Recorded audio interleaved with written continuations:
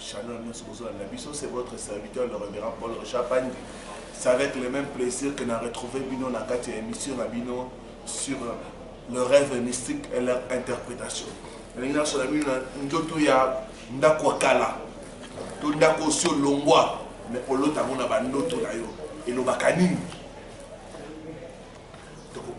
papa otinaki loba na yo pe na loba no batuvaki ba solution loba na nko bimatika éclairer batebele loba na ebi qui s'appelle Kangola Saint-Esprit to travailler na yo to inviter yo chez la maloba oyo pour ko éclairer peuple na yo to jurer qu'on peut ça yo toute la gloire au nom de Jésus-Christ. Amen. Bien-aimé, ndako eza habitation ya mutu. Ndako akala eza ndako sur le bois déjà. Bien-aimé, eza rêve beaucoup mystique que chaque fois au monde aka osolota osala ndako sur le bois déjà. Eza signe beaucoup bala bouté. Eza ndoto ya poisonner ba vie ebele. Eza ndoto yo tel ça que bazo manipuler vie à partir makambo esala na ndako wana. Alors vous connaîtrez la vérité et la vérité vous affranchira. Et quand on va dire que vous voyagez, mais on a toujours dans le pont de la famille. Nous sommes on va ébélé. Nous avons toujours dans la katanga, dans la famille, tout ça, sur la famille. Dans le pont de la famille. Puis c'est un rêve mystique. Et donc nous devons se plater parce que sur le mot le fait que il y a quelque part, il y a un ça ne va pas. Alors il faut connaître la vérité et la vérité vous affranchira. Mais le monde de la émission a libéré na combo na Jésus-Christ. Ta délivrance est possible au nom de Jésus-Christ. Bien aimé, quand on a d'autres akala. Ennemi a combattre à partir de Ndako. Bistika Bozalaka. Ennemi a démon. On va opérer dans la ville. On va opérer à partir de Ndako.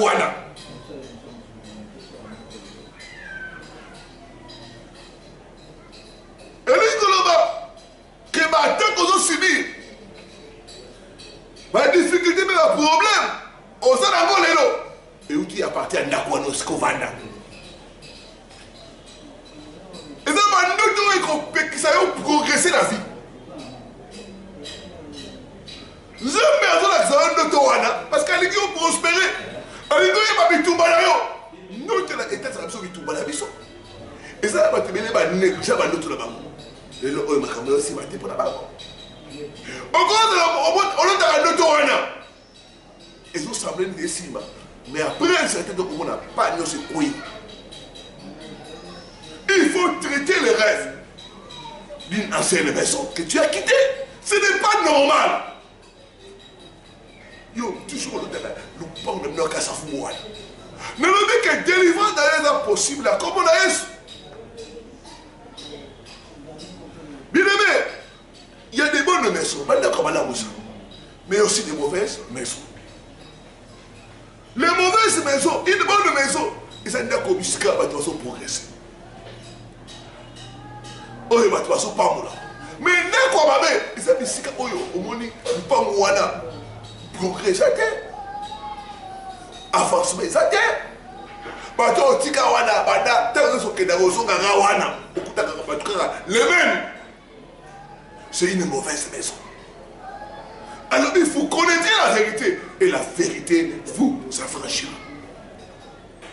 Une mauvaise maison va amener le retard, la maladie, la malchance et le blocage. Surtout dans ma famille. Ils ont continué à être dans ma famille. Nous avons rapporté à la commission, elle s'est passée, qu'elle n'a pas la prière. Dès que n'a pas la commis, n'a pas d'âme. C'est à partir de l'Upango, nous allons tirer à partir de la poteau. Nous allons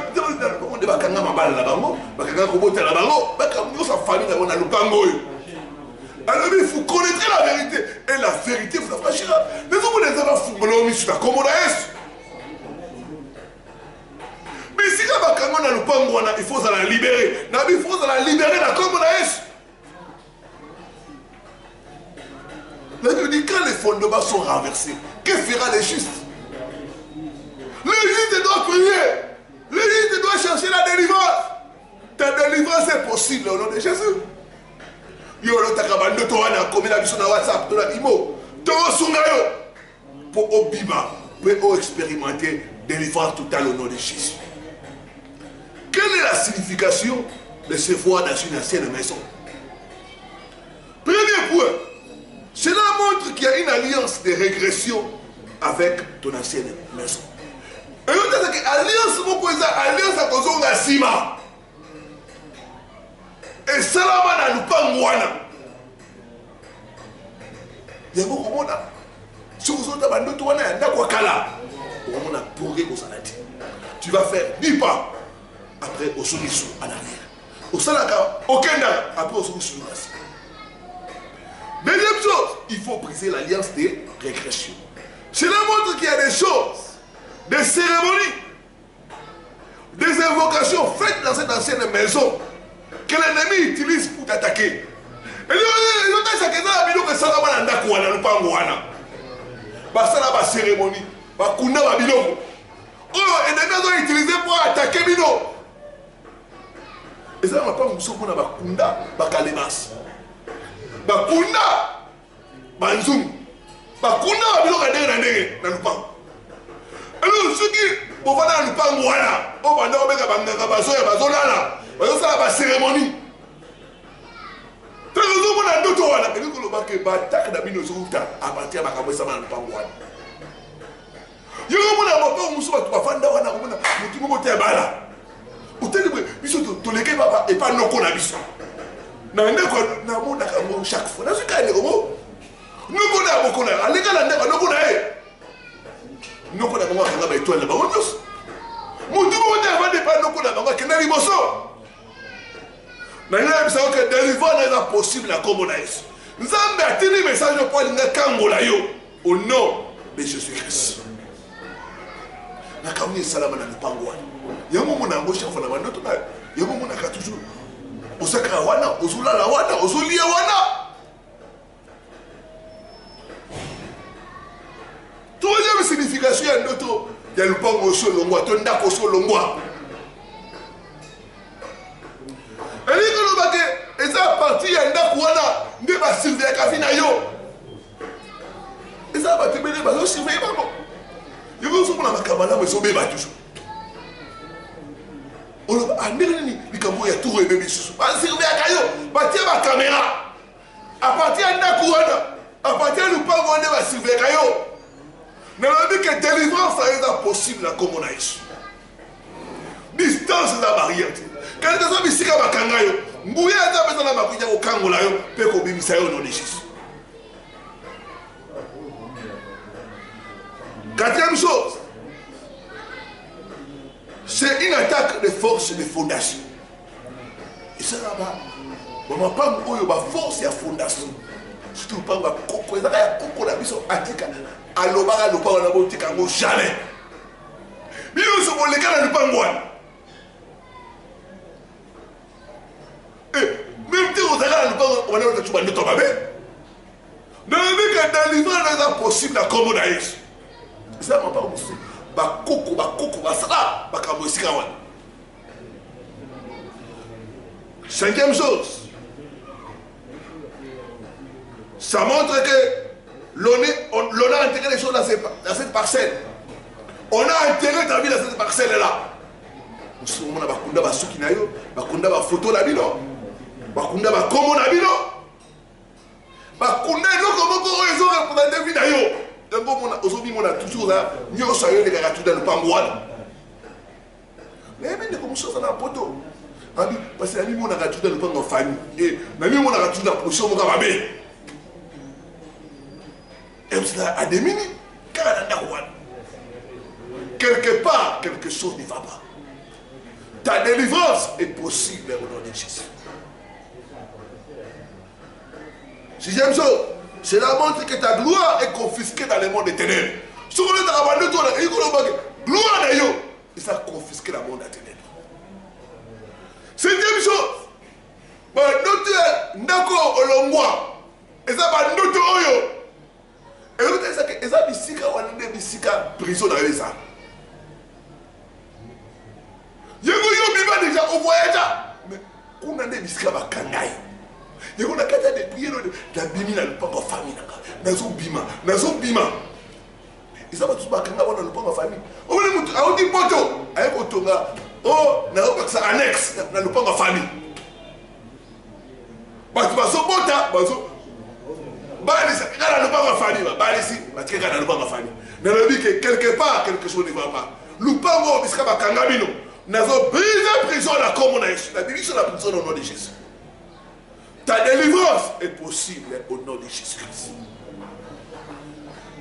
Les symptômes que vous remarquez dans mon tel symptômes à l'imotion, tu as remarqué la régression. Toujours revenir à la case de départ. Vous remarquez qu'on a fini. Au Bali, il va les couffis aux sont célibataires. Aux Moussala, après quelques temps, Moussala est couffis aux sont chômeurs. Chaque fois qu'on va avancer, il faut toujours sauver la case de départ. Aux Zimbabwe, au Tina Bafé, bon, on est dit, aux hommes de Soula, Banyongo. Ne me dites que les Camerounais font ici là. Ne me dites ici là. Il faut ici dans la Commonwealth. Deuxième chose, on a remarqué le rejet. Au moment où on a pas de ça, les gens te laissent tomber. Les gens te promettent de t'aider. Après, tant encore un moment, on appelle Bango, tu vas comme Kibayo. Tu connais les rejets. Tu vas dire que dans le but que délivrance, ça est impossible à Combonaïs. Tous les gens ont remarqué les voix sataniques. Pour l'alaka, pour ce qu'on a besoin de Combonaïs. Tout le monde a dit que Yo go bongate. Yo ma aussi va jamais. Quatrième chose, qu'on remarque, oublie. Les gens ont tendance à t'oublier. Tout a tendance à gombosa. Cinquième chose, on remarque confusion, la frustration. Sixième chose, on remarque retard dans le mariage ou des problèmes maritaux. Problème animal. 35 ans, 45 ans, yomo kaka.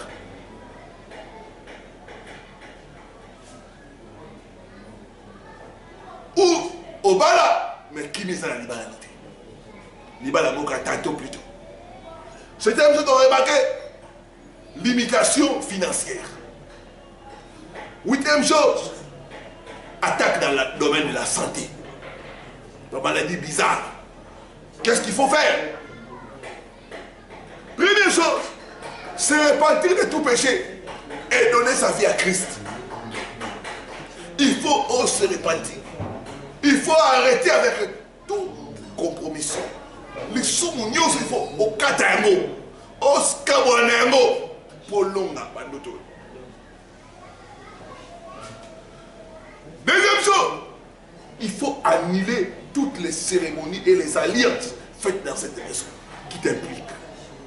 Il faut annuler, qu'on détruit l'alliance. Nous sommes dans le Pangouana. Bisika nokolanga bokolanga. Bisika lupango famille. Nous sommes dans la cérémonie. On se annule, on se combattre dans la prière, dans les jeûnes. On se couille dans la prison. On se briser l'alliance. Alliance c'est ça dans le lupango famille. Oh, bisika bakanga biso. Nous avons brisé l'alliance. Nous avons annulé la cérémonie. Au nom puissant de Jésus-Christ. Nous avons prié, nous avons combattre, nous avons détruire ma lien, nous avons annulé ma cérémonie.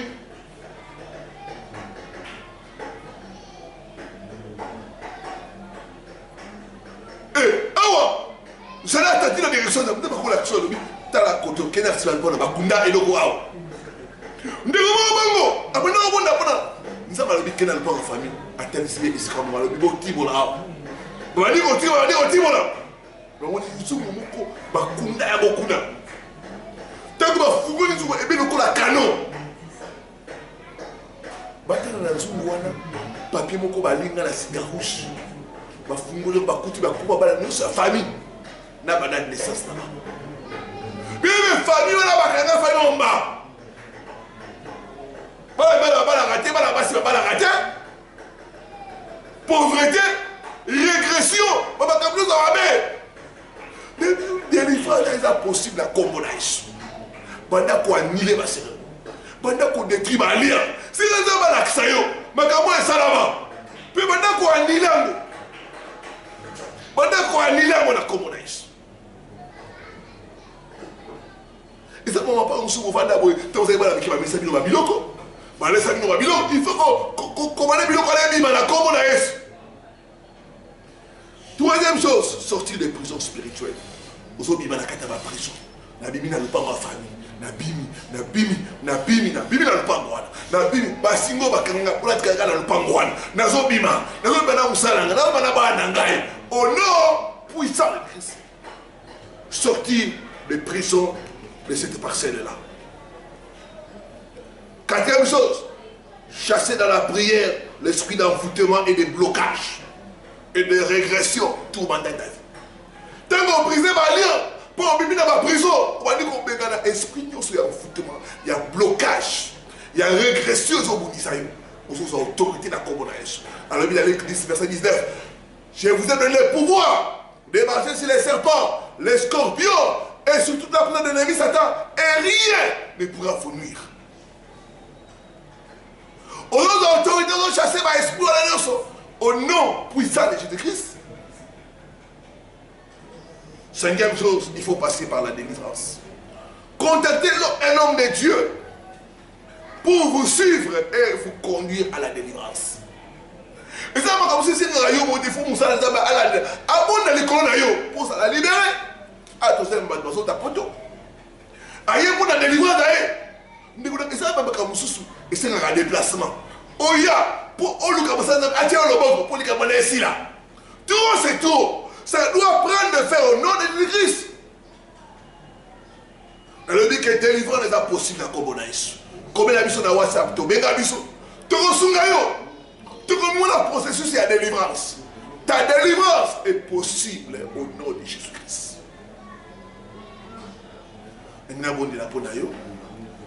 Papa na Kobonaïs, la même peuple de la division.